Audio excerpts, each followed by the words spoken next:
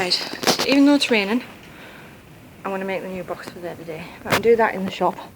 And I actually figured the rain could work to my advantage today because the soil in the box will stay firm and it won't slide all over for lifting the new one and placing, lifting the old one and placing the new one. So it's going to be the same width as them, but the same length as that one. I've got some fence boards I'm going to use, which is all them ones out there are. I've got some stakes which I'll cut in half so you get 2 out of every one to keep it all together and fix it in the ground. Screws I'm using are just an exterior wood screw, 2-inch, and I'm just going to cut everything by hand. So I'll get everything cut up to size. Got my little measurement there. Get everything cut up to size and we'll come back. Make sure that whatever you're cutting is secured down really tight, because that's how accidents happen when things are loose. If you're working on site and that's just not possible to clamp things down and etc., get somebody to help you to hold it. So there you go, top tip.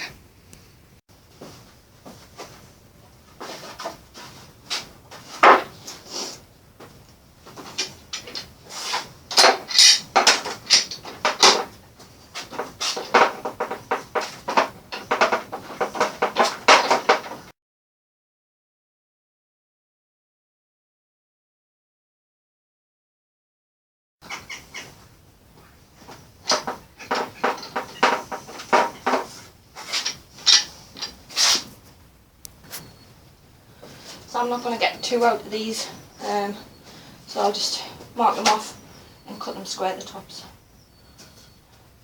You don't want too much going in the ground because it's really hard, well our ground is, but you still want enough in that's going to hold. Alright, and just the point will do it.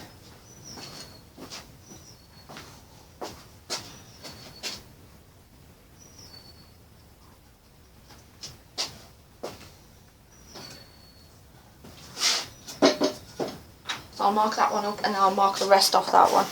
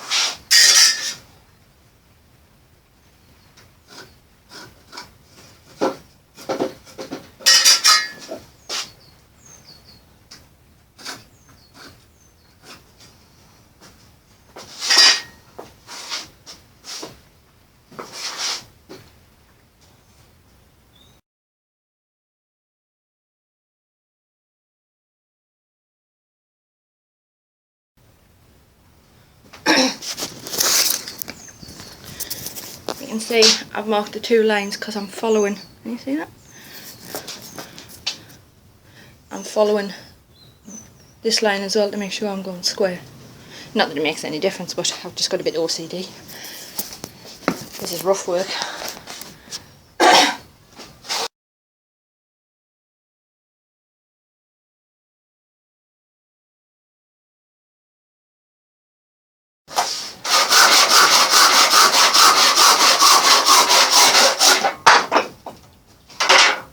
Job done.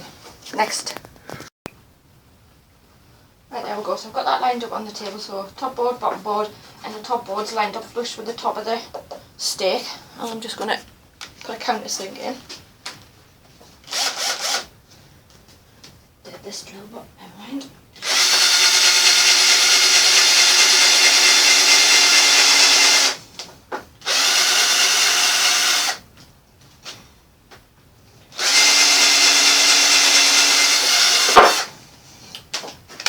Too flat.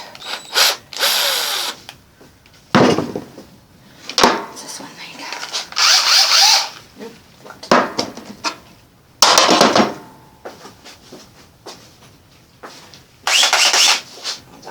screw in, I'm going to have to chop and change.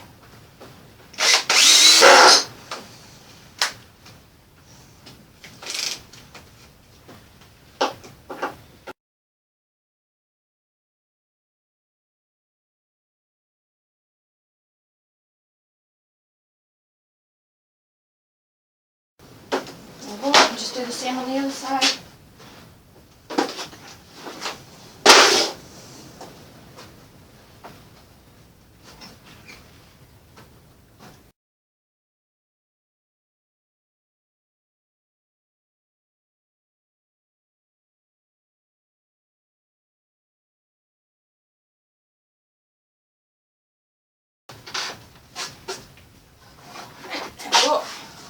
One panel and get the other one done exactly the same.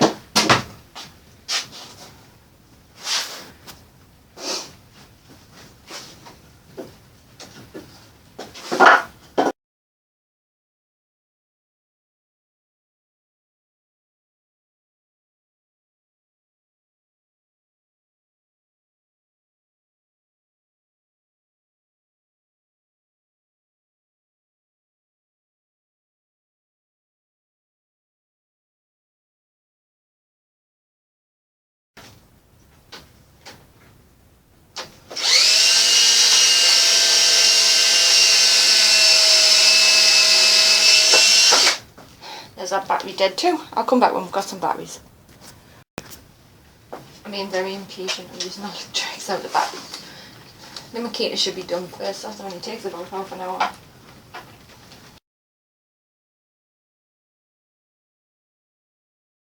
There we go. 2 side bits done.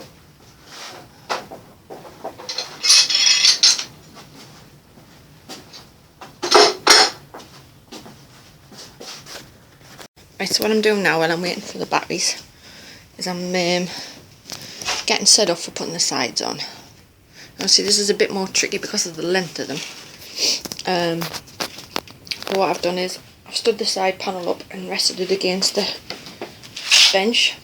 I've set the end on the box of screws, which just happens to be close enough the right size. Now the only problem is, this is where it gets tricky, you see, because they're not the same blinking length and they're not straight either. They're all cockeyed. So I'm going to get this side in as best I can, right? And then what I'll have to do is, when it comes to doing the other side, I'm going to have to clamp it up to make sure there's no gap. So that's what we're going to do there. So as soon as these batteries are done, we'll crack on. Right, there we go. I've got one battery done. We should be able to crack on now.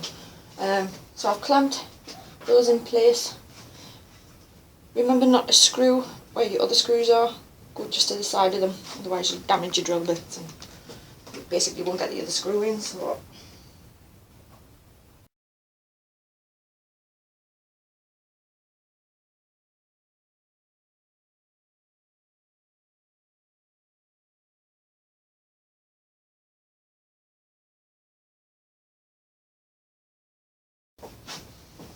right, swap around and do the same for the other side. Right, there we go, close enough. Next one.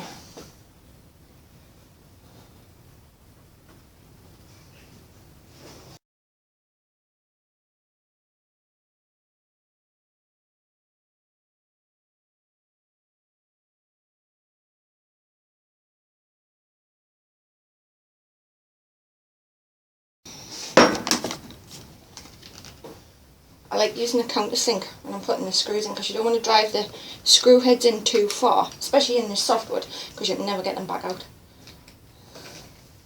Whereas if you do it like this, I'll do it closer when I'm done. There. That's what happens when you kind of get them back out.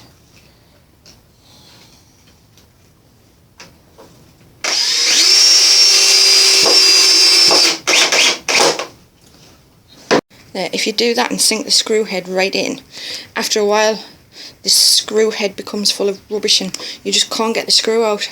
Whereas if they're flush with the wood like that, they're general rule, if you're using decent screws, they come out easy enough. So right, that's that done. Now I'll flip it over, stand it on its side, and we'll get the other end on. Before I flip it, I'm going to add this middle support while I can support it there. And on the other one, I'll have to add the middle support when it's the other way around. We'll figure something though. So what I've done is I clamped it on one end, got the set square to make sure it's square, just for putting the screws in more than anything else, and then tighten the other clamp up. So we'll get this bit done.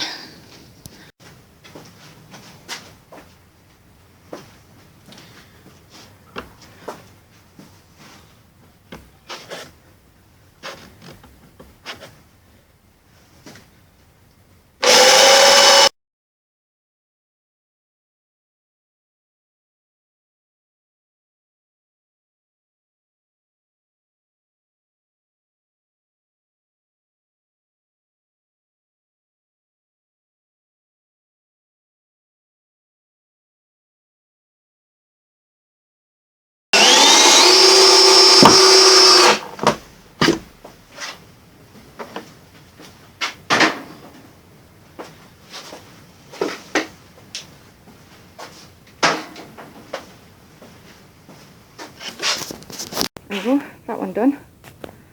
Next bit. Right, there we go, I've got the first side lined up and clamped.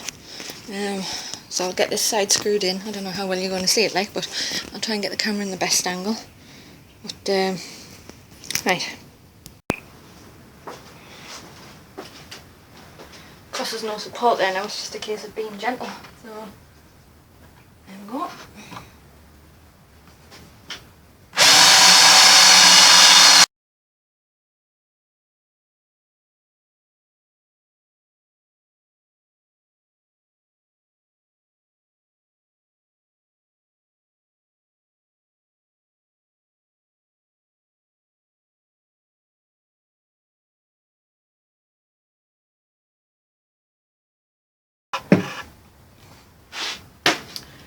Right, other side. So again, the first thing I'm going to do is make sure that it's all clamped up together.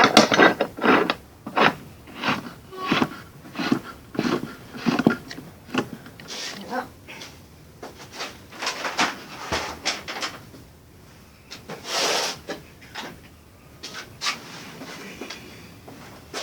And then get these ends squared up, one corner at a time.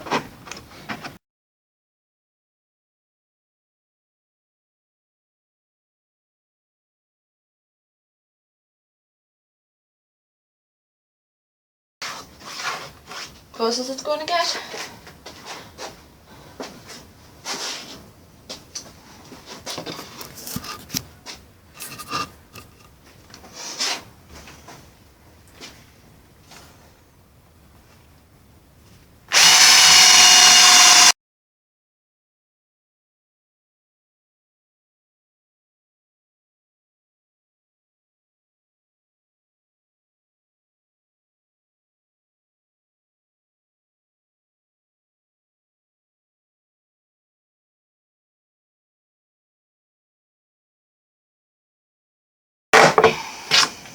There we go. One more thing is this centre bit. So I'm going to put this clamp on again because it just popped open when I undid it there. To get the centre one. Right.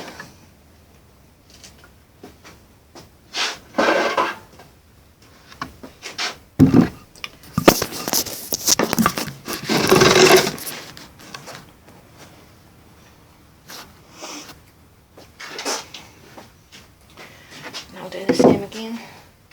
Put one side on and do the set square. And I'm just roughing it, it doesn't have to be exact. Close enough will do. The idea is when we eventually get an allotment, these beds will go down there and we'll make some new flower beds or fruit beds. So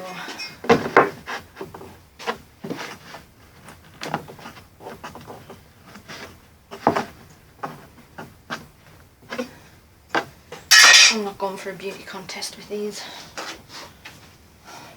Especially since I'm making them. If my husband was doing it, it would be a beauty contest.